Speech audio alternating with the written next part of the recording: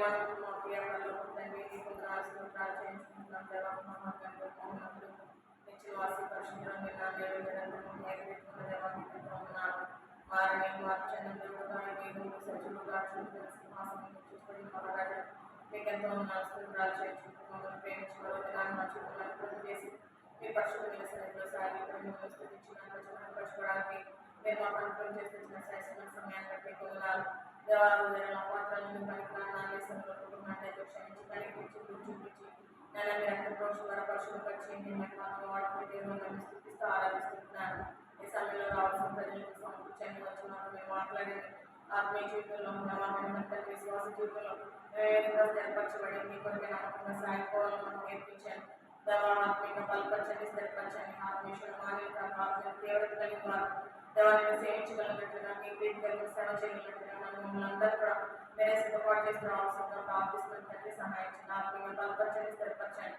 దేవాపాలనలో సహాయం చేయండి దేవాము జీవితంగా దేవామ వాక్యం అధికారంతో బయలువెళ్ళినట్లుగా మీకు చూపిస్తున్న అవసరంగా ప్రార్థిస్తున్నాను ఆది నుంచి అంతవరకు కూడా మీరు అధ్యక్ష వహించవలసిందిగా ప్రార్థిస్తున్న శక్తికారులన్నీ భూములు అయిపోయాను కనబడకుండా పనిచేసే కాశక్తులు ఈ స్థానంలో బంధించాను దేవాలయ మార్పులన్నీ మీకు పట్టుకుంటుండగా నైనా మీరే దేవాలయం కూడా ఏ పాపించే దర్శించుకొని పాత్ర వాడుకుంటుండగా నన్ను స్థితిస్తూ ఆరాధిస్తూ అక్కడ వాటిని గురించి వాటిని అంతరికంగా మా పక్షంగా చేస్తున్నాం మీకు అద్భుతమైన కార్యాలన్నింటి స్థితిస్తూ ఏ పరిశుద్ధాన్ని నాకు వాడిని వేడుకుంటున్నాం తండ్రి ఆమె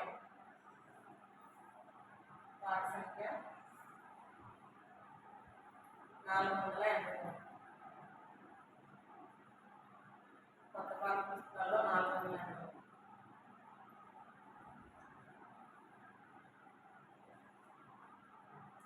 పాత పాఠ పుస్తకాలు అయితే 470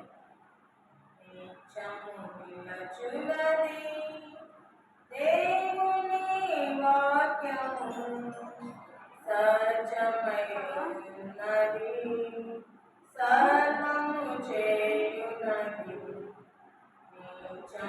నిత్యములచున్నది ఆ వాక్యమే సుదైవము ఆదియందు ఉన్న దైవము ఆ వాక్యమే సుదైవము ఆదియందు ఉన్న దైవము అంతమే లేని దైవము నిత్యము నిలచున్నది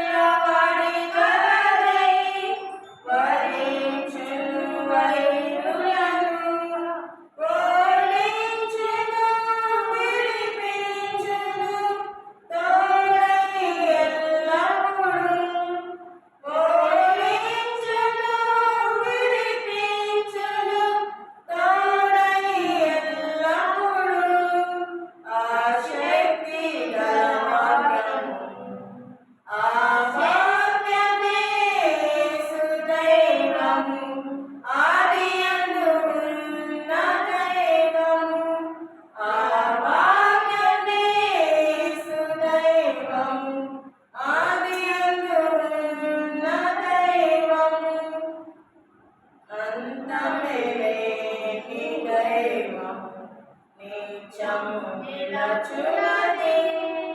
పోరాడుము యేసుకై మంచి సైనికునిగా, శ్రమలను భరించుము, ఆత్మలో బలముంది. పోరాడుము యేసుకై మంచి సైనికునిగా, శ్రమలను భరించుము, ఆత్మలో బలముంది. తన ఐశ్వర్యములో తీర్చును నీ ప్రతి అవసరము. తన ఐశ్వర్యములో తీర్చును నీ ప్రతి అవసరము. ఆ దేవాది దేవుడు, ఆ వాక్యమే యేసు దైవము, ఆదియందు ఉన్న దైవము. ఆ వాక్యమే యేసు దైవము, ఆదియందు ఉన్న దైవము. అంతమే లేని దైవము, నిత్యము నిలచున్నది. నిత్యుడగు దేవుడు త్వరగా వచ్చుచున్నాడు. జయించు వారినెల్లా తనతో కొనిపోవును. నిత్యుడగు దేవుడు త్వరగా వచ్చుచున్నాడు. జయించు వారినెల్లా తనతో కొనిపోవును.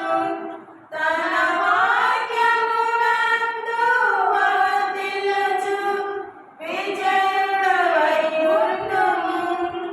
తన వాక్యమునందు వర్ధిల్లుచు విజయుడవై ఉండుము.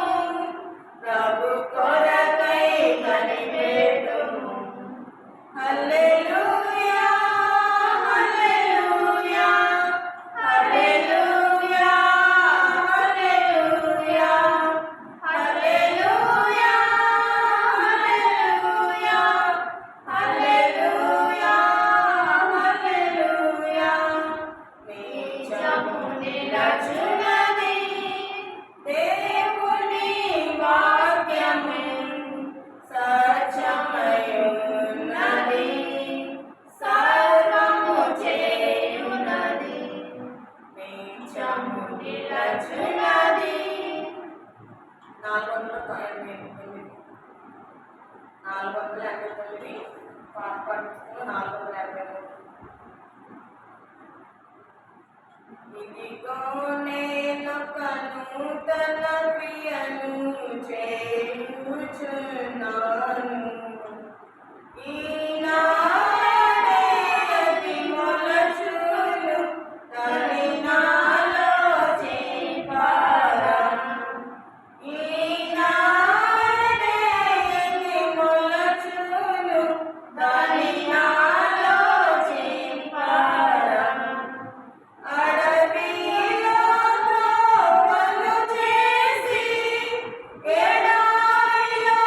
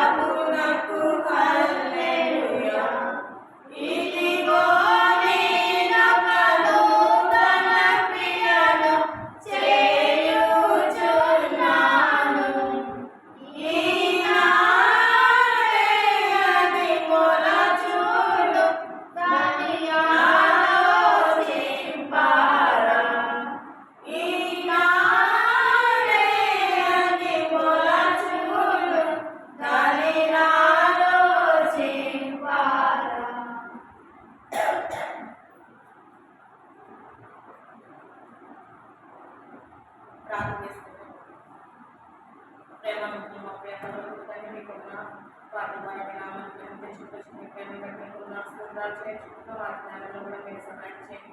నేను మీ పనిలో దవాన్ని వర్తమానాన్ని మహానుభూతి చేయండి. నేను కేవలం నన్ను నోటికి బోరుగా వాడుతున్నాను. ఇచ్చిన వార్తలన్నీ ఎత్తుపడుకుంటుండగా మీ సహాయాన్ని కోరుకుంటుండగా మీ కనికరాన్ని అప్పగించి మీ కుటుంబం అప్పగిస్తూ చేసి మీ ప్రేమ బట్టి మిమ్మల్ని స్థితిస్తూ మీ బిడ్డలు మీరే బలపరిచి స్థిరపరిచిన మాకు కావాల్సిన మీ యొక్క ఆత్మీయమైన ఆహారాన్ని సమృద్ధిగా మీ మమ్మల్ని చేస్తున్న దేవుడు కలిపి స్థితిస్తూ ఆరాధిస్తూ ఏసే పరిస్థితి కలిపి నామలు అడిగి పెట్టుకుంటున్నాం తండ్రి. ఏం చెప్తున్నాం అసలు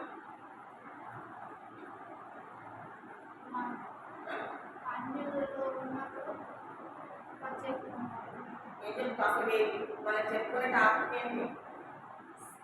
విశ్వాసం గురించి చెప్పుకుంటాం కదా. విశ్వాసంగా ఎలా ఉండాలి అనే విషయాల గురించి చెప్పుకుంటాం. మరి విశ్వాసంగా మన జీవితాల్లో దేవుడు ఎన్నో వాగ్దానాలు ఇస్తూ వచ్చాయి, అవునా? ఆ విశ్వాసంగా మనకి ఇచ్చినటువంటి వాగ్దానాలన్నింటినీ మన జీవితాల్లో నెరవేర్చబడుతున్నాయా లేదా?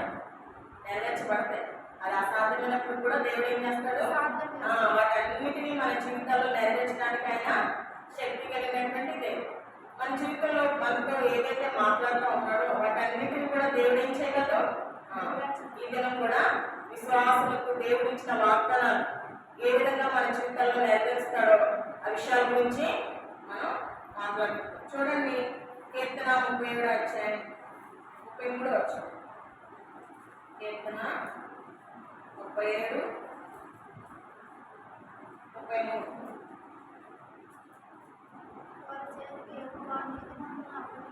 భక్తిహీనులు వారి చేతికి యెహోవా నీతిమంతులను అప్పగింపడు. వారి విమర్శకు వచ్చినప్పుడు ఆయన వారిని దోషులుగా ఎంచాడు. అంటే మన జీవితాలలో మన యొక్క జీవితంలో ఎన్నో రకాలైనటువంటి పరిస్థితులు కూడా మనం వెళ్తా వచ్చినప్పుడు దేవుడు మనకు ఏం చేస్తాడంట? ఏం చేస్తాడు? మనం భక్తులుగా ఉన్నాము.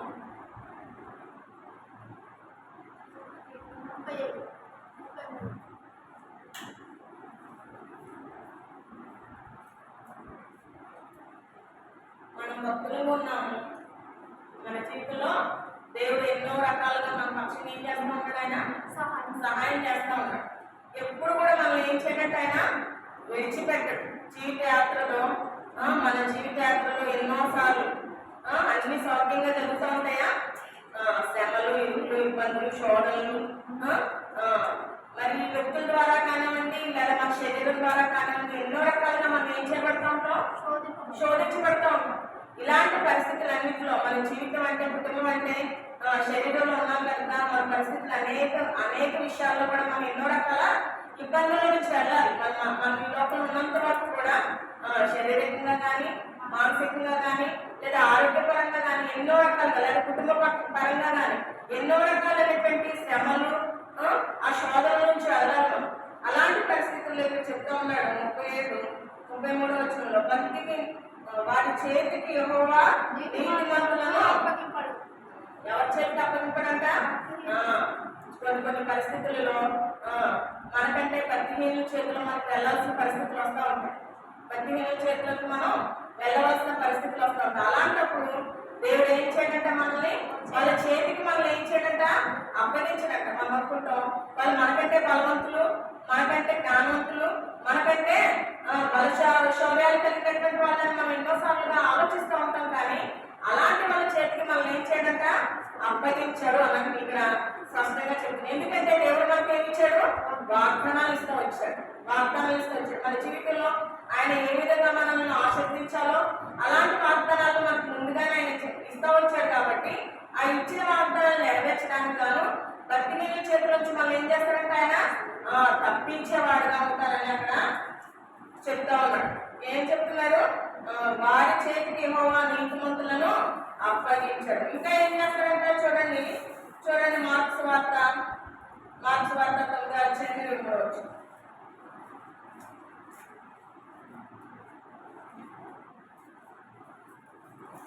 మార్క్స్ వార్త 9 అధ్యాయం 23 చదవమ్మా. నమ్ముటని వలన అయితే నమ్మువానికి సమస్తము సాధ్యమే అని అతనితో చెప్పాను. అందుకే చేసి నమ్ముట నీ వల్ల అయితే నమ్మడానికి సమస్తము సాధ్యమే అని చెప్పారు. మనం ఈ రోజు మన హృదయాల్లో ఎన్నో ఆలోచనలతో ఇక్కడ కూర్చొని ఉండొచ్చు. ఏ మనుషుల ద్వారా మనం బాధపడుతున్నాము, ఏ పరిస్థితుల ద్వారా మనం శోధించబడుతున్నామో నాకైతే తెలియదు. కానీ ఉదయకాల సమయంలో ప్రార్థన చేస్తూ వచ్చినప్పుడు దేవుడు ఈ యొక్క అంశాన్ని ముందు తీసుకొస్తూ వచ్చాడు. భక్తి చేతికి ఎప్పుడు కూడా మనం ఏం చేయడట అప్పగించారు. దేవుడు మనకి ఇచ్చిన వాగ్దానాలు ఉన్నాయి.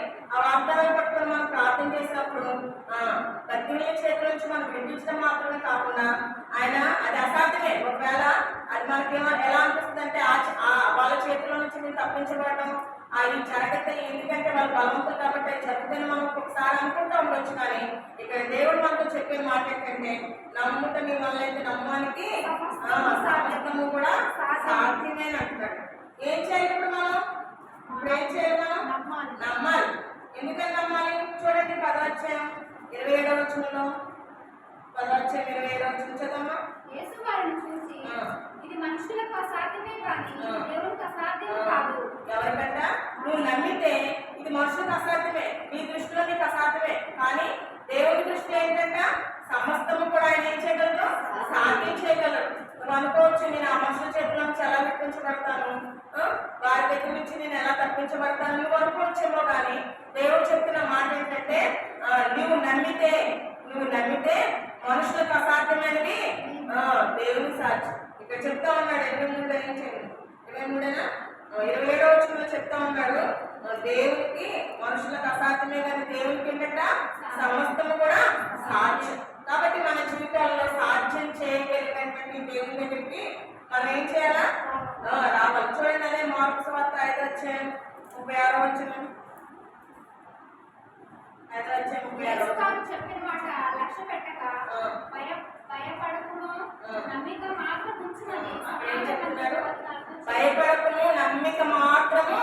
ఇది మనుషులకు అసాధ్యమే కానీ దేవుడికి ఏంటంట సమస్తం సాధ్యమే. అక్కడ చెప్తా ఉన్నాడు భయపడకు నమ్మిక మాత్రము ఉంచుమని స్పష్టంగా దేవుడు చెప్తా ఉన్నాడు. మన జీవితాలలో మనం ఎందుకంటే మనం ప్రత్యేకించి మనం ఈ లోకంలో రక్షించబడిన తర్వాత వాళ్ళతో పాటు బాధించలేము, వాళ్ళతో పాటు తిట్టలేము, వాళ్ళని ఎదిరించలేము. ఎందుకంటే దేవుడు మన హృదయాలు ఏం పెడతాడు? సాఫ్ట్నెస్ పెట్టేస్తాడు.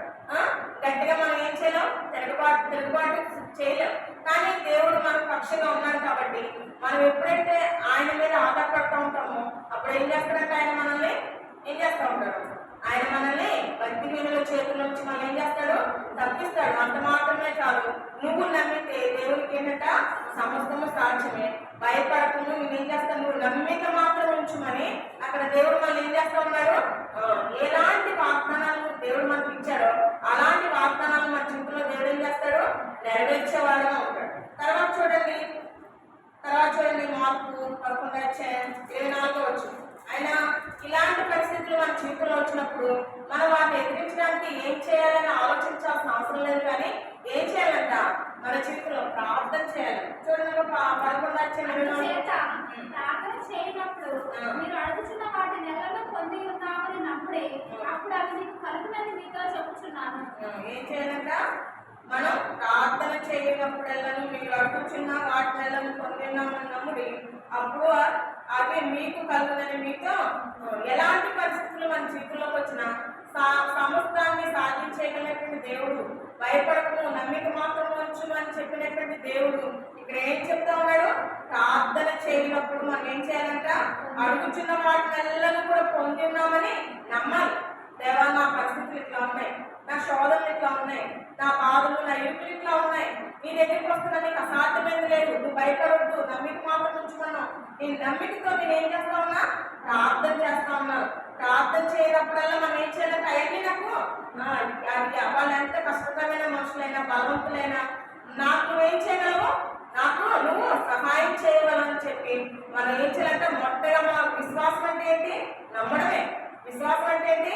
నమ్మడమే. మన విశ్వాసం ఆ యొక్క నమ్మిక అనేది మన జీవితాల్లో లేకుండా మనం ప్రార్థన చేస్తే మన జీవితాలు ఏమైపోతాయి? మన విశ్వాసంలో అవిశ్వాసం మన జీవితాల్లో ఏం లేకుండా నమ్మకంతో మనం ఏం చేయాలా? ప్రార్థన చేయాలి. మనం ప్రార్థన చేయడానికి వచ్చినప్పుడు ఎట్లాంటి హృదయంతో రావాలి?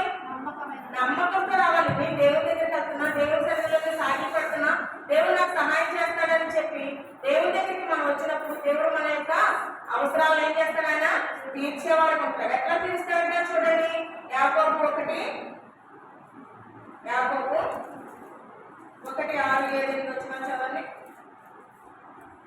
అయితే అతడు ఏమాత్రము సందేహింపక విశ్వాసంతో అడగవలెను. సందేహించువాడు గాలి చేత రేపబడి ఎగిరిపడు సముద్ర తరంగం పోలియుండు. అట్టి మనుషుడు దిమనస్కుడై తమ సమస్త మార్గములందు అస్థిరుడు కనుక ప్రభు వలన తనకేమైనా దొరుకునని తలంచుకొనరాదు. చాలా ఎట్లా అడగాలంట? మనం దేవుడి సన్నిధికి వచ్చి ప్రార్థించినప్పుడు ఏ మాత్రం కూడా మనకి ఏమనుకుంటుందంట? సందేహం అనుకోదు. ఇది దేవుడు చేస్తాడా, దేవుడికి అయిందా, ఇట్లాంటి సందేహాలు ఉంటే అక్కడ అంటాడు సముద్ర తరంగాలను ఏంటంటున్నారు అక్కడ? సందేహపడువాడు గాలి చేత రేపబడి ఎగిరిపడు సముద్ర తరంగంలో పోలేడు. సముద్ర తరంగాలు ఏమిటంటే వస్తూ ఉంటాయి, పోతూ ఉంటాయి. మన చిత్తాల్లో కూడా మనం ప్రార్థన చేయడానికి వస్తాం. చాలా మంది ప్రార్థన చేయడానికి వస్తారు, కానీ వాళ్ళకి ఏముండదు, ఈ కార్యం జరిగితే అని నమ్మకం ఉండదు. అందుకనే వాళ్ళు ఏమంటూ ఉంటారు, ఏముండండి ఎన్నిసార్లు దేవుని దగ్గరికి వచ్చినా మాకేమీ జరగట్లేదు. అలాంటి సముద్రం అంటే వాళ్ళకి ఏం లేదు, ఇక్కడికి వచ్చి ప్రార్థన చేస్తున్నారు కానీ వాళ్ళ జీవితాల్లో ఏం లేదు, నమ్మిక లేదు కాబట్టి అలాంటి వాడు అంటే కింద వచ్చిన రాయబడుతుంది. అట్టి మనుషుడు విమర్శకుడే తన సమస్త మార్గంలో ఎందు అస్థిరుడు కనుక ప్రభు వల్ల తనకు ఏమైనా దొరుకుతుందని తలంచుకుంటారు. ఒకవేళ నీలో కనుక అవిశ్వాసం అనేది ఉంటే నీ జీవితంలో ఏ కార్యము జరగదు అని చెప్తున్నాడు దేవుడు. నీకున్న అవిశ్వాసాన్ని బట్టి తనకి ఏమైనా దొరుకుతుందని తలంచుకోవద్దు. ఎందుకంటే నీకు జరగదు. ఎందుకు? నీలో ఏం లేదు, విశ్వాసం అనేది లేదు కాబట్టి నీకు ఇది జరిగిద్ది అని నమ్మకం నీకు లేదు కాబట్టి నువ్వు జరిగిద్ది నువ్వు మాత్రం తలంచుకోమాక, నేను నీకు ఇస్తానని నువ్వు తలంచుకోమాక అని దేవుడే చెప్తున్నామా. కాబట్టి మన జీవితాలలో దేవుని దగ్గరికి వచ్చిన ప్రతిసారి మనం ఏం చేయాలంట? నమ్మకంతో వచ్చి ప్రార్థన చేయాలి. మనం ప్రార్థన చేయనప్పుడల్లా ఇది నాకు దొరికింది అన్నట్టుగా ప్రార్థన చేయాలి. ఒకవేళ మనలో అవిశ్వాసం అనేది ఉంటే ఏమవుతుంది? విశ్వాసంతో సందేహించేవాడు సముద్రం వస్తా పోతా ఉంటాడు. అట్లా కాదు, మన జీవితంలో ఎప్పుడు విశ్వాసం అనేవాళ్ళు మనం ఎట్లా ఉండాలంటే స్థిరంగా ఉండాలి. ఎప్పుడు కూడా విశ్వాసాలుగా చెప్పబడే మనం విశ్వాసం కలిగినటువంటి మనం అస్థిరమైనది లేదా మన జీవితంలో సందేహం అనేది మన జీవితంలో ఉంటే కనుక దేవుని దగ్గరికి వచ్చి మనం ప్రార్థించినా సరే సందేహంతోనే ఉంటాం, కానీ మన సందేహం లేని స్థితిలో మనం ఉన్నాం. కాబట్టి ఎప్పుడు దేవుని సన్నిధికి వచ్చినా సరే ఇది దేవుని దగ్గరికి నేను తీసుకొచ్చాను, దేవుడు నాకు ఇంత సమస్య నుంచి నన్ను ఏం చేశాడు, తప్పించాడనేటువంటి విశ్వాసంతో మనం ఏం చేయాలా? ప్రార్థన చేసేవాళ్ళగా ఉంటారు. కాబట్టి ఇక్కడ మనతో దేవుడు మాట్లాడేది ఏంటంటే ఏం మాట్లాడుకొచ్చాడు? ఎలాంటి శ్రమలో ఉన్నా మనం ఏం చేస్తాడు ఆయన? మనం నమ్మితే దేవుని యొక్క నమ్ముటి వాళ్ళైతే నమ్మడానికి సమస్తము సాధ్యం చేయగలిగిన దేవుడు. ఆ విశ్వాసం అనేది ఎవరిలో ఉంది? నీ విశ్వాసాన్ని బట్టే దేవుడికి ఏం చేస్తాడు. అందుకనే చాలా సమయాలలో దేవుడు ఈ లోపల ఉన్నప్పుడు దాని శరీరానికి లోపల ఉన్నప్పుడు చాలా సార్లు కొంతమంది వ్యక్తులు ఏం చేస్తూ వచ్చాడు? స్వస్థపరుస్తూ వచ్చాడు. ఆయన ఆ స్వస్థపరిచిన సమయాల్లో ఏమంటుంది? నీ విశ్వాసమే నిన్ను స్వస్థపరిచి. అది ఎవరి వల్ల జరుగుతుంది? విశ్వాసం. నీలో ఉన్న విశ్వాసాన్ని బట్టి అది అసాధ్యమైన కార్యం కూడా దేవుని వల్ల నువ్వేం చేసుకోగలుగుతావు?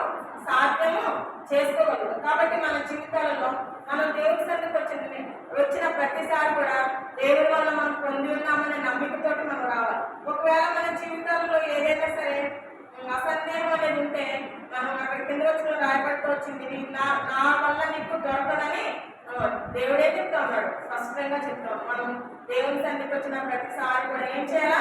దేవుని దగ్గరికి వచ్చి నమ్మిక ఇచ్చి ప్రార్థన చేయాలి. చూడండి, తర్వాత లోకసువార్త 17:6. మనం ఎలాంటి పరిస్థితుల్లో ఉన్నా సరే దేవుడు మనం ఏం చేస్తాడు? ఎలాంటి ఆటంకాలలో నుంచైనా మనం ఏం చేయగలైనా విశ్వాసము గలవారైతే ఈ కమ్మలి చెట్టును చూసి నేను వేళతో కూడా పెళ్ళగింపబడి సముద్రంలో నాటబడమని చెప్పుచున్నప్పుడు అది నీకు లోబడను. ఏమంటారు ఇక్కడ? ప్రభువు మీరు ఆరోగించేంత విశ్వాసం కలవారైతే ఈ కంబలి చెట్టును చూచి మీ వేళ్లతో పెళ్ళగింపబడి సముద్రంలో నాటబడమని చెప్పినప్పుడు అది మీకు మనకేముండాలంట? మన జీవితంలో ప్రార్థన చేసినప్పుడు ఈ కార్యం గురించి మనం ప్రార్థన చేసినప్పుడు ఫస్ట్ నమ్మిక ఉండాలి, తర్వాత ఏముండాలి? విశ్వాసం అనేది ఉండాలి. విశ్వాసం ఎలాంటిది? ఆవగించేంత అంటే స్వచ్ఛమైనటువంటి ఆవగించనేది ఇజ్రాయెల్ దేశం ఆ యొక్క ఉన్నటువంటి ఆ పంటలన్నింటిలో కూడా ఆవగించనేది చాలా చిన్నదంటారు. అలాంటి చిన్న విశ్వాసమైనా సరే ఇక్కడ రాయబడి వచ్చి ఈ కంబలి చెట్టును చూసి నీ వేలతో ప్రకటింపబడి సముద్రంలో నాటపడు అని చెప్పినప్పుడు అది ఈ కంబలి చెట్టు అనేది చాలా వేలతోటి లోపలికి కొన్ని వందల కిలోమీటర్ల లోపలికంటూ కూడా వెళ్ళిపోతాయి అన్నమాట. దాని వేలు వెళ్ళిపోయి అక్కడ స్థిరత్వం ఏర్పరచుకుంటుంది అన్నమాట. అంటే కదలదు అన్నమాట. కొన్ని వందల కిలోమీటర్ల లోపలికి వెళ్తే కట్టిద్దా, తుఫాన్లు వచ్చినా సునామీలు వచ్చినా ఎలాంటి పరిస్థితులు వచ్చినా అది కదిలించబడదు. అది కొన్ని వందల సంవత్సరాలు బ్రతుకుతున్నాడు. అంటే దానికి ఏం లేదు, చావు అనేది లేదు. అది వేలతో పక్కకి కదలదన్నమాట. అలాంటి కదలనటువంటి చెట్టు, అలాంటి భయంకరమైనటువంటి గట్టిగా స్థిరంగా ఉండేటటువంటి చెట్టు లాంటి లేదా అలాంటి పరిస్థితులు మీ జీవితంలో వచ్చిన ఇది ఇట్లా జరగదు అట్లా జరగదు, ఇది ఇక్కడే స్థిరంగా ఉంటుంది, దీన్ని దాటుకొని నేను వెళ్ళవు తప్ప ఇది నాకు మాత్రం అసాధ్యం అని మనం అనుకుంటాం. చూడండి, అలాంటి పరిస్థితులు కూడా దేవుని సందులోకి వచ్చినప్పుడు దేవుడు ఏం చేస్తాడంట, మన పక్షంగా ఆయన సహాయం చేసేవాడుగా ఉంటాడు. అంటే శక్తివంతమైనటువంటి బలవంతమైనటువంటి భయంకరమైనటువంటి పరిస్థితులు మన ముందున్నప్పటికీ కూడా మన నమ్మకంగా ప్రార్థన చేసినప్పుడు, విశ్వాసంతో ప్రార్థన చేసినప్పుడు దేవుడు వాటన్నింటిని ఏం చేస్తాడని అందులో తీసివేస్తాడు మన జీవితాలు. అలాంటి విశ్వాసంతో ప్రార్థన చేయాలి. చూడండి, ఎందుకంటే మన జీవితాల్లో అలాంటి విశ్వాసాన్ని మనం కలిగి ఉండాలంటే చూడండి, ద్వితీయోపదేశకాండం 14 వచ్చే 1-2 వచనాలు.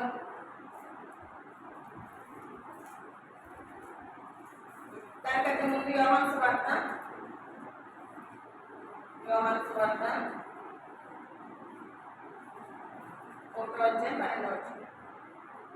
తనను ఎందరూ అంగీకరించారో వారికి అందరికీ, అనగా తన నామమునందు విశ్వాసం ఇచ్చిన వారికి దేవుని పిల్లలకు ఆయన అధికారం అనుగ్రహించారు. ఏంటంటే తనని ఎందరూ అంగీకరించారో వారికి అందరికీ, అనగా తన నామమునందు విశ్వాసం ఇచ్చి వారికి దేవుని పిల్లలకు ఆయన అధికారము అనుగ్రహించి ఏం చేశాడట, దేవుని పిల్లలకు ఎవరైతే ఆయనను విశ్వాసం ఉంచుతారో వాళ్ళని ఏం చేస్తారంట, దేవుని పిల్లలకి అధికారాన్ని ఇచ్చాడు.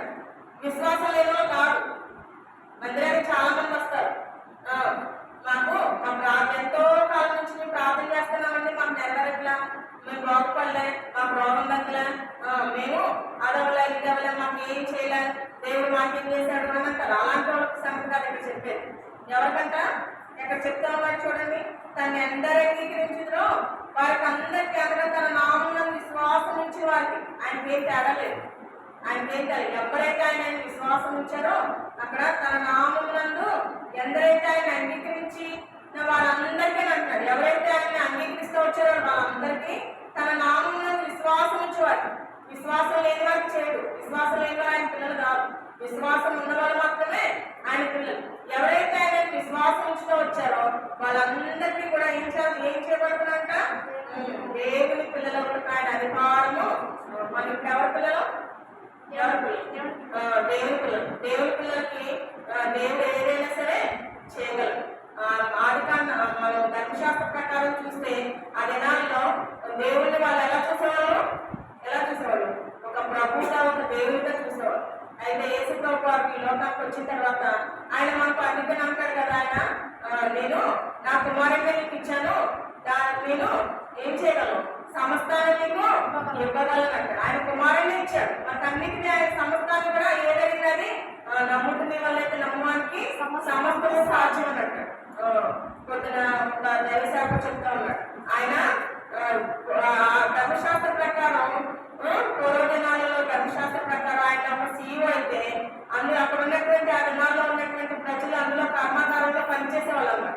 అంటే ఆయనకి ఏం చేసేవాళ్ళు, వాళ్ళు భయపడుతూ వచ్చేవాళ్ళు. ఇప్పుడు యేసు ప్రభువు ఎప్పుడైతే భూలోకానికి వచ్చి మన కోసం తను అర్పించుకుంటూ వచ్చాడో ఇప్పుడు మనం ఎవరి పిల్లలు అయిపోవచ్చు, దేవుని పిల్లలు అయిపోవచ్చు. విశ్వాసం ద్వారా ఆయన ఎవరైతే అంగీకరిస్తున్నారో వాళ్ళంతా కూడా ఎవరు, దేవుని యొక్క పిల్లలు. ఇప్పుడు దేవుని పిల్లలు అయ్యాం కాబట్టి ఇప్పుడు ఆయన మన CEO ఉన్న డైరెక్ట్ గా వెళ్ళి నాన్న నాకు సహాయం చేయంటే ఆయన ఏం చేస్తాడు, ఆయన చేస్తాడు. అంటే మనం ఇప్పుడు ఏమైపోయాం, ఆ యొక్క ఈ ప్రపంచానికి మనం ఏమైపోయాం, పరలోకానికి మనం ఏమైపోయాం, వారసుగా చేపట్టి ఈ యొక్క దేవుని యొక్క పరలోకానికి ఆయన తండ్రిగా ఉన్నాడు.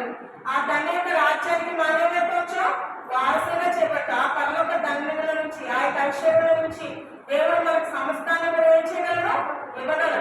కానీ మన జీవితాల్లో ఏం కలిగి ఉండాలంటే ఏం కలిగి ఉండాలి, విశ్వాసాన్ని కలిగి ఉండాలి. ఎప్పుడైతే మన జీవితంలో విశ్వాసాన్ని కలిగి ఉంటామో దేవుడి ద్వారా మనం ఏం చేయబడతాం, సమస్తాన్ని పొందుకోగలుగుతాం. ఒకవేళ నా జీవితంలో ఇంకా అవిశ్వాసం అనేది ఉంటే మన జీవితంలో మనం ఏది కూడా ఏదైనా సరే సమస్తము అన్నాడు, సమస్తము అన్నాడు కానీ ఇది చేస్తాను ఇది చేయగలను చెప్పలేదు కదా. సమస్తాన్ని కూడా ఆయన మనకి ఏం చేయగలరు, సాధ్యం చేయగలరు. కాబట్టి మన జీవితాలలో విశ్వాసం అనేది మనం కలిగి జీవించాలి. చూడండి, ఆ విశ్వాసాన్ని మనం కలిగి జీవించాలి అంటే మన జీవితాలలో ఎలా ఉండాలో, మనం దేవుడి పిల్లలము అని మనం చెప్పుకుంటాము, దేవుడి దగ్గరికి వస్తూ ఉంటాము, దేవుడి ద్వారా పొందాలి అనుకుంటాము, దేవుడి ద్వారా ఆశ్రయించబడాలని మన అందరికీ కూడా ఏముంటా ఉంటుంది, ఆశ ఉంటా ఉంటుంది. మరి ఈ ఆశ నెరవేర్చబడాలి అంటే పుట్టిగానే వచ్చేస్తాయా? విశ్వాసం అంటే ఏంటో తెలుసా? విశ్వాసం అంటే ఏంటో తెలుసా? విశ్వాసం కలిగి ఉన్న వాళ్ళు విశ్వాసంతో పాటు దేవుడు మన ప్రార్థన ఎప్పుడు ఆలపిస్తాడు, గంటలు ప్రార్థన చేస్తే ఆలపిస్తాడా? కూర్చొని చాలా మంది మనుషులు చూస్తూ ఉన్నప్పుడు లేదా చూడనప్పుడు గంటలు ప్రార్థన చేస్తూ ఉంటారు. ప్రార్థన చేసినా నా జీవితంలో మార్పు లేదు, నా కార్యం జరగట్లేదు, నాకు ఏమీ జరగట్లేదు అంటూ ఉంటారు. అవునా? కానీ మన ప్రార్థన నెరవేర్చబడాలంటే రెండే రెండు విషయాలు గుర్తుపెట్టుకోవాలి. ఏంటి రెండో తెలుసా? మొట్టమొదటిగా మన ప్రార్థన దేవుడు ఆలకించాలంటే మన జీవితంలో ఏముండాలా? విశ్వాసం ఉండాలి. నువ్వు చేసే ప్రతి ప్రార్థన దేవుడు ఆలకించాలంటే ఏముండాలా? విశ్వాసం ఉండాలి. రెండోది ఏం కలిగి ఉండాలి? పవిత్రత కలిగి ఉండాలి. ఏం కలిగి ఉండాలా? పవిత్రత కలిగి ఉండాలి. మన జీవితంలో పవిత్రత లేకుండా మనం ఏం చేయలేము. పరిశుద్ధత లేకుండా ఎవరు కూడా ప్రభువుని చూడలేరు. మీ జీవితంలో నా జీవితంలో పవిత్రత అనేది లేకపోతే దేవుడు చూడలేము. దేవుడు గారు దేవి కూడా పొందలేము. మీ జీవితంలో దేవుడు నాకు ఇది ఇస్తాడు. ఎందుకంటే నీకును దేవుడికి అర్థం ఏమి వస్తున్నాయి, నీ పాపాలు అర్థం వస్తున్నాయి. కాబట్టి మన జీవితంలో పవిత్రత అనేది చాలా ముఖ్యం. నీ పరిశుద్ధత అనేది చాలా ముఖ్యం. నీ చూపు నడక జ్ఞానేంద్రియాల గురించి మనం వింటూ వచ్చాం కదా. మన జ్ఞానేంద్రియాలన్నీ కూడా ఎవరి కోసం ఉపయోగపడాలా? దేవుడు నేను చూస్తున్నప్పుడు నీ చూపు నడక ప్రవర్తన తలంపులు క్రియలు నీ శరీరం ప్రతి దాన్ని పరిశీలించాలని చూస్తూ ఉన్నప్పుడు నీ శరీరంలో నేను నీకు ఇచ్చిన జ్ఞానేంద్రియాల్లో నీ శారీరకంగా ఆ ప్రతి దాంట్లో కూడా ఏం కనిపించాలా? పరిశుద్ధత పవిత్రత ఎప్పుడైతే కనిపిస్తుందో, నీ హృదయంలో పరిశుద్ధత పవిత్రత ఎప్పుడైతే కనిపిస్తుందో, నువ్వు విశ్వాసంతో దేవుడి దగ్గరికి వచ్చినప్పుడు అసాధ్యమైన కార్యాలు కూడా నువ్వు సాధ్యం చేసుకోగలవు. ఎట్లాంటి లక్షణాలు కలిగి ఉండాలో చూడండి. 3 విషయాలు చూసుకొని చూడండి ఎలాంటి విషయాలు కలిగి ఉండాలో. ద్వితీయోపదేశ కాండం 14:12 చదవనమ్మ తప్పగా. ద్వితీయోపదేశ కాండం 14:12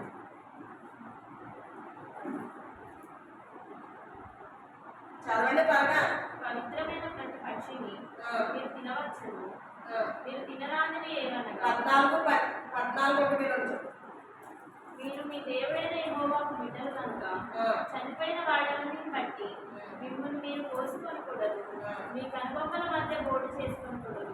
ఏం చేయకూడదంట?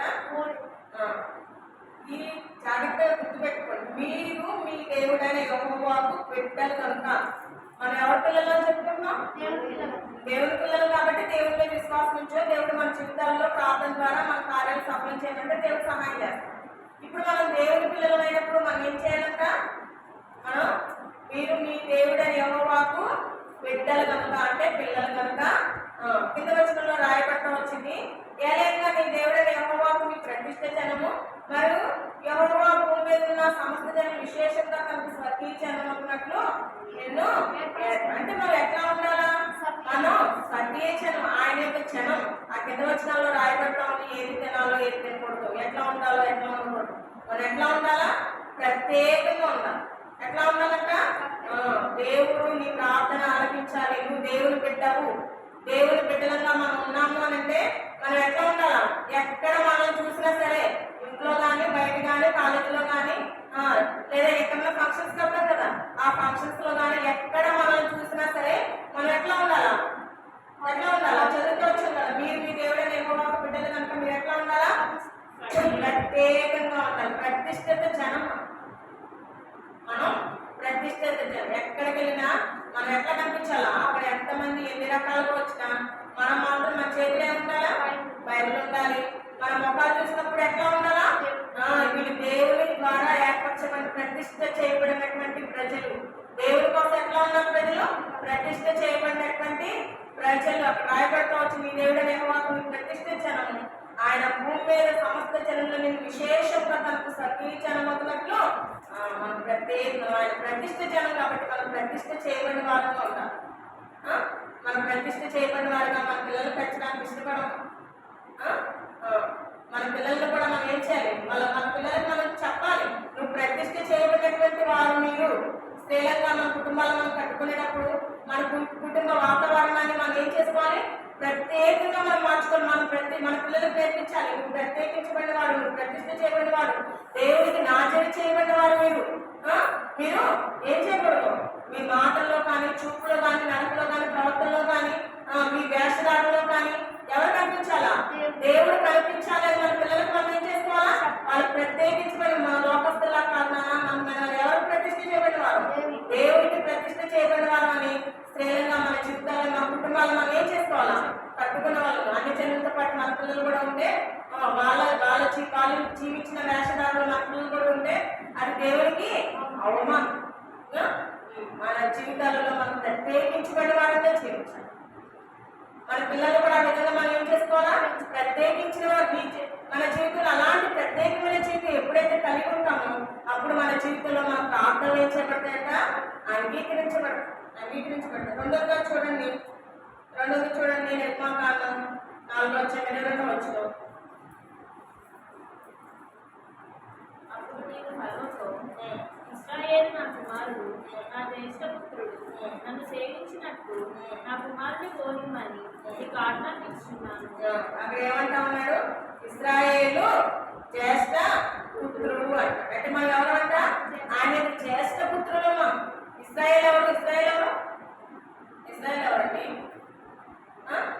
యాకోబుని దేవుడు ఏం చేస్తూ వచ్చాడు, ఇశ్రాయేల్ గా మారుస్తూ వచ్చాడు. యాకోబు ఎవరు, మోసగాడు. అలాంటి మోసగాడిని దేవుడు ఏం చేస్తూ వచ్చాడు, ఇక్కడ జ్యేష్ఠ పుత్రుడు అంటా ఉన్నాడు. ఏమంటా ఉన్నాడు, జ్యేష్ఠ పుత్రుడు. మనం కూడా మన జీవితాల్లో మోసగాళ్ళంగా, ఈ లోకానుసారంగా మన ఇష్టం వచ్చినట్లు మనం జీవిస్తూ వచ్చినటువంటి వారు, మన కంటికి నచ్చింది, మన మనసుకు నచ్చింది మనం చేసుకుంటూ లోకానుసారమైనటువంటి పరిస్థితుల్లో జీవిస్తూ దేవునికి దూరంగా జీవిస్తూ వచ్చినటువంటి వాళ్ళు, దేవునికి ఇష్టం లేని బ్రతుకుతూ వచ్చినటువంటి వాళ్ళు.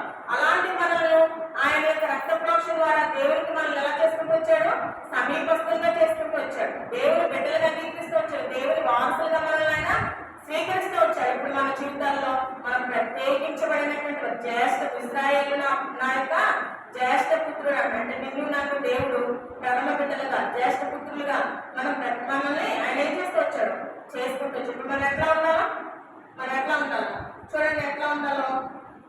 యోహాను రాసిన పత్రిక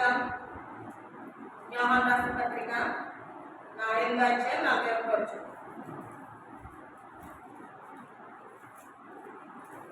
యోహాను 1:40. యోహాను 8:40. నేను చదువుతానండి, అంత లేటుగా చదువుతున్నారు, అంత పీరియడ్ వేశారు. మీరు మీ తండ్రి క్రియలే చేస్తున్నారని వారితో చెప్పాను. అందుకు వారు అక్కడ వరకు చాలండి. ఏంటంటే మీరు మీ తండ్రి క్రియలే చేస్తున్నారు. మనం ఎవరి క్రియలు చేయాలి, ఇప్పుడు మనం ఎవరి బిడ్డలు, దేవుడి బిడ్డలో అయినటువంటి మనం ఎవరి క్రియలు చేయాలి. దేవుడు ఏం చేశాడు, మన కోసం ప్రాణం పెట్టాడు. మనం ఎలాంటి వాళ్ళం, దగ్గరతో వచ్చిన యాకోబు ఎలాంటి వాడు, మోసగాడు. మనం ఎలాంటి వాళ్ళం, అన్నీ మోసగాడే. కానీ మన జీవితాలలో మనంత పాపలు ఇంకెవరు ఉండరు. మనం అంతకన్నా భయంకరలే, అవునా కదా. మనం ఇంకా బలహీనమైనప్పుడే, మనం ఇంకా పాపమైనప్పుడే క్రీస్తు కాలం మంది మన కోసం ఏం పెట్టవచ్చాడంట, ప్రాణం పెట్టుకోవచ్చు. కాబట్టి మన జీవితాలలో మనం ఎలాంటి వాళ్ళం, పాపులు. మన కోసం ఆయన ప్రాణం పెట్టాడు. ఇప్పుడు మనం ఎవరి కోసం ప్రాణం పెట్టాలి, రాయబడితో వచ్చింది కదా, ఏమని రాయబడితో వచ్చింది, మీరు మీ తండ్రి క్రియలే చేస్తున్నారు. దేవుడు మన పాపాత్మలమైన మన కోసం ఆయన ప్రాణం పెట్టాడు. ఇప్పుడు పాపాత్మల్ని రక్షించుకోవాలి అంటే మనం ఏం చేయాలి,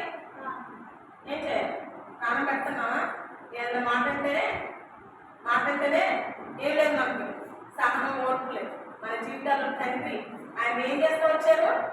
దూషిస్తూ వచ్చారు, ఉమ్మి వేస్తూ వచ్చారు, పక్కలు పెరిగి వేస్తూ వచ్చారు, పిడిగుద్దులు గుద్దుతూ వచ్చారు, ఎంతగా హింసిస్తూ వచ్చారో మనం చూస్తాం.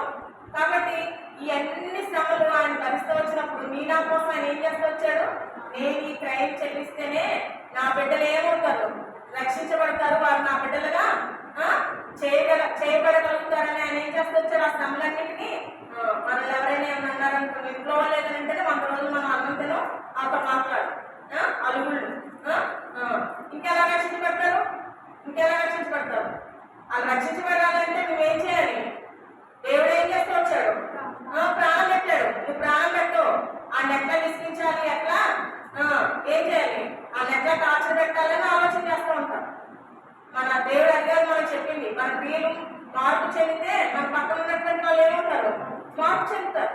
మనం ఎప్పుడైతే దేవుడిలాగా సహించే గుణం, ఓర్పు కలిగిన గుణం, క్షమించే గుణాన్ని మనం కలిగి జీవిస్తామో అప్పుడు మన కుటుంబాలు రక్షించబడతాయి, మన భర్తలు రక్షించబడతారు. ఇంకా నీ భర్తలు రక్షించబడట్లేదు అని అంటే దానికి కారణం ఎవరో తెలుసా? ఎవరు? నీ ప్రవర్తనే. నువ్వు మానవ రీత్యా శరీర సంబంధమైన క్రియలు నీలో ఉన్నాయి కాబట్టి నువ్వు దేవుడి బిడ్డగా లేవు. దేవుడి బిడ్డలు ఏం చేస్తారు? దేవుడి క్రియలు అనేది నీలో ఉంటే నీ పక్కన భర్త ఏం చేయబడగలుగుతాడు? రక్షించబడగలుగుతాడు. రక్షించబడగలుగుతాడు.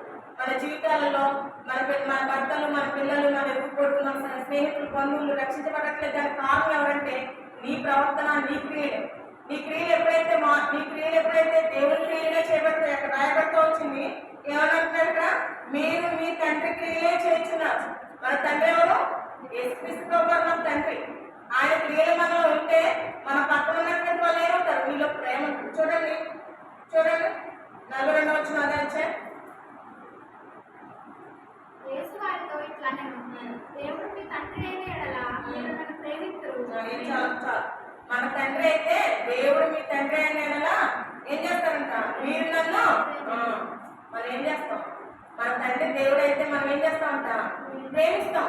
దేవుడిని ప్రేమిస్తే దేవుడి మాట వింటాం. దేవుడి మాట వింటే ఏం చెప్తున్నాడు? దేవుడు ప్రేమించమని చెప్తున్నాడు. మరి ఎప్పుడు రాసిన పత్రిక 13వ మొత్తం చూస్తే ఏమవుతుంది అక్కడ? ప్రేమ గురించి మనం ప్రేమించగలుగుతాం. నీ జీవితంలో ప్రేమను వాళ్ళు చూడగలిగినప్పుడు నీ మాట తీసేయగలుగుతారా? నేను ప్రేమించుకొని ఉండగలుగుతారా? నీ మాట పక్కన పెట్టి లోపల జీవించగలుగుతారా? నీకు నష్టం ఎలా తెచ్చుకుంటావంటే వాళ్ళు రక్షించబడకుండా నీ క్రియలు వాళ్ళు ఏం చేస్తా ఉన్నాయి? అడ్డుగా ఉంటుంది. నువ్వు ప్రేమిస్తే, నువ్వు సమాధాన పడితే, నువ్వు తగ్గించుకుంటే నీ కుటుంబం ఏమవుతుంది? రక్షించబడదు. మనం ఏం చూపించాలి వాళ్ళకి? ప్రేమ చూపించాలి. దేవుని క్రియేట్ చేయాలి. దేవుడు మనం నిజంగా మన జీవితాలలో రక్షించబడిన తర్వాత ఎన్నిసార్లు పాపం చేయలేదండి? ఎన్నిసార్లు మన మాటల ద్వారా కానీ, క్రియల ద్వారా కానీ, మన తలంపుల ద్వారా కానీ ఎన్నిసార్లు మనం పాపం చేస్తాము? అయినా సరే మనం ఏం చేస్తున్నాడు? ఆయన తన కృపను మన మీద నుంచి విస్తరింపజేసినట్టే మనం ఏం చేస్తా ఉన్నాడు? క్షమిస్తా ఉన్నాడు. నేను నా జీవితంలో మనం రక్షించబడ్డాం, దాంట్లో ప్రార్థన చేస్తాం, విశ్వాసం ఉంది, నీ దేవుడు కుమార్తెని, నా తండ్రే దేవుడు అని చెప్పుకుంటాం. విశ్వాసంతో ఆయన దగ్గరికి వచ్చి ప్రార్థన చేసి నేను ఇన్ని కార్యాలు సాధించుకున్నాను, నా వాగ్దానాలు నెరవేర్చుకున్నానని చెప్తాం. మన జీవితంలో ఏం లేదు. నువ్వు దేవుడి బిడ్డ చెప్పుకున్నావు కానీ దేవుడి క్రియలు నీ జీవితంలో లేవు, దేవుడి ప్రేమ నీ జీవితంలో లేదు. కాబట్టి నీ కుటుంబాలు ఇంకా రక్షించబడకపోవడానికి కారణం, నీ భర్త రక్షించబడకపోవడానికి కారణం, నువ్వు ఇంకా శ్రమలో నుంచి, దుఃఖంలో నుంచి, బాధ నుంచి వెళ్ళడానికి కారణం ఎవరంటే నీకు నువ్వుగా దేవుడు కాదు. మన జీవితాల్లో వాగ్దానాలు నెరవేర్చబడకుండా చేసేది దేవుడు కాదు, నీ క్రియలే, నీ పరిస్థితులే. దేవుడి వాగ్దానాలకు ఏమవుతా ఉన్నాయి? దూరం చేస్తాం. కాబట్టి చూడండి 6వ అధ్యాయం 47వ వచనం, దేవుని సంబంధమైన వారు దేవుని మాటలు మీరు దేవుని సంబంధులు కాదు కనుకనే మీరు ఏం చేస్తారంట? దేవుని సంబంధమైన వాడు ఏం చేస్తారంట? దేవుని మాట ఉంటాడు. దేవుని సంబంధులు కాదు మనం ఏం చేస్తారు? చక్కగా స్పష్టంగా చెప్తున్నారు. దేవుని సంబంధం కాదు మనం, అందుకే దేవుని మాట వినట్లే. దేవుని మాట అంటే ఏం చూపిస్తాం? ప్రేమ చూపిస్తాం. ఏం చేస్తాం? ఇంకా క్రియలు చూపిస్తాం. మన క్రియల్లో కనపట్లే, మన ప్రేమలో కనపట్లే. దేవుని మాట, దేవుని సంబంధమైన వాడు, దేవుని పిల్లలమైతే ఎవరైనా అడగండి ఏమంటారు? తండ్రి లక్షణాలు వచ్చినాయండి, తల్లి లక్షణాలు వచ్చినాయని అంటారు. అవునా? పక్కన లక్షణాలు రావు కదా. నువ్వు దేవుని ప్రేమించి దేవుని వెంబడిస్తే దేవుని లక్షణాలు ఉంటాయి నీలో. మన జీవితాల్లో దేవుని లక్షణాలు లేకుండా ఇంకా వాళ్ళు రక్షించబడట్లా, నా వాగ్దానం నెరవేర్చబడట్లా, ఎట్లా నెరవేర్చబడతాయి నీ వాగ్దానం? నీలో ఏముండాలా? దేవుని క్రియలు ఉండాలి. దేవుని యొక్క ఏముండాల? ప్రేమ నీలో కనిపించాలి. ఈ రెండు క్రియలు, ప్రేమ రెండు ఎప్పుడు నీలో ఉంటాయో అప్పుడు నీ జీవితంలో దేవుడు ఇచ్చిన వాగ్దానాలు నెరవేర్చబడతాయి. అంతవరకు నీ జీవితంలో వాగ్దానాలు నెరవేర్చిన చెప్తూ వచ్చారు కదా. మరి వాగ్దానాలు నెరవేర్చబడటానికి నేనే అడ్డానికని మనం అనుకోవాలి. ఇంకా నా జీవితంలో ఎక్కడో నేను సరి చేసుకోవాలి. ఎక్కడో నేను నా మట్టుకు నేను దేవుడికి ప్రజలకు విరోధంగా చేస్తూ ఉన్నాను కాబట్టి నేనేం చేసుకోవాలా? సరి చేసుకోవాలని మనం కాబట్టి ఏ విషయాల గురించి చెప్పుకుంటూ వచ్చాం? మన జీవితంలో దేవుడు ఎన్నో రకాల శ్రమలు ఉంటాయి. జీవిత యాత్రలో మనం వెళ్తా ఉన్నప్పుడు ఎన్నో రకాల శ్రమలు ఉంటాయి. దుష్టుని చేతికి ఎప్పుడు కూడా దేవుడు మళ్ళీ ఏం చేయడు? అప్పగించడు. దేవుడు నీ జీవితంలో ఏ వాగ్దానాలు ఇస్తూ వచ్చాడో ఆ వాగ్దానాలన్నిటిని కూడా దేవుడు ఏం చేస్తాడు? అసాధ్యమైన వాటిని కూడా ఆయన ఏం చేయగలడు? సాధ్యం చేయగలడు. నువ్వు ప్రార్థన చేసినప్పుడు విశ్వాసంతో దేవుడి దగ్గరికి వచ్చినప్పుడు ఆ ప్రార్థన దేవుడు ఏం చేస్తాడంట? వింటాడు. నువ్వు ఎలా రావాలి? విశ్వాసంతో. నేను ప్రార్థన చేయడానికి వెళ్తున్నాను. ఎప్పుడు ప్రార్థన చేయి, ఎప్పుడు ప్రార్థన నెరవేర్చబడుతుంది? నీ జీవితంలో పవిత్రత, తర్వాత విశ్వాసము, ఈ రెండు అంశాలు నీ జీవితంలో ఉంటే నువ్వు పవిత్రమైన పరిశుద్ధమైన జీవితాన్ని జీవించి ప్రత్యేకంగా నువ్వు ఎక్కడ ఉన్నప్పటికీ మనుషుల మధ్యలో కానీ, బంధువుల మధ్యలో కానీ, స్నేహితుల మధ్యలో కానీ, ఫంక్షన్స్ లో కానీ, వీధిలో కానీ, లేదా నువ్వు ఎక్కడ కాలేజీలో ఎట్లా కనిపించాలా? ప్రత్యేకించబడిన జీవితం. నేను దేవుడు పెట్టిన అన్నట్లుగా నీ జీవితంలో నువ్వు ఉన్నప్పుడు దేవుడు నీ ప్రార్థన చేస్తాడు. ఏం చేస్తాడు? ఆలోచించేవాడు ఉంటాడు. విశ్వాసము, పవిత్రత నీ జీవితంలో ఉంటే ఎలాంటి అసాధ్యమైన కార్యాలైనా మన జీవితంలో మనం ఏం చేయగలుగుతాం? పొందగలుగుతాము. మనం దేవుని బిడ్డలు, దేవుని యొక్క వారసులు. దేవుడు ఇప్పుడు ప్రధానమంత్రి ఉన్నాడు అనుకోండి, తన పిల్లడు ఉంటాడు. ఏది ఎక్కడ ఏం కావాలంటే వస్తుందో కదా. ప్రధానమంత్రి కంటే మన తండ్రి ఎలాంటి వాడు? రాజులకు రాజు, ప్రభులు ప్రభు. ఈ లోకం అయింది, ఈ లోక సృష్టి అయింది. ఆయన మనకి ఇందులో నుంచి ఏది కావాలన్నా ఆయన మనకి ఏం చేయగలడు? సమకూర్చగలడు. కాబట్టి నీ నా జీవితంలో మనం పొందాలి అనే ఆలోచన నీకు నాకు ఉన్నప్పుడు మనం ఎట్లా జీవించాలంట? ప్రేమ కలిగిన వారంగా, ప్రత్యేకించబడిన వారంగా మనం జీవించినప్పుడు, ఆయన మాట విన్నప్పుడు దేవుడు తప్పకుండా నీ నా జీవితంలో ఆయన కార్యాలు ఏం చేయగలడు? నెరవేర్చడానికి ఆయన సిద్ధంగా ఉన్నాడు. ఇంకా మన జీవితాల్లో పవిత్రత లేకపోతే, లేదా ఇంకా మన జీవితాల్లో ప్రేమ అనేది లేకపోతే మన జీవితాల్లో మనం ఏం చేసుకోవాలా?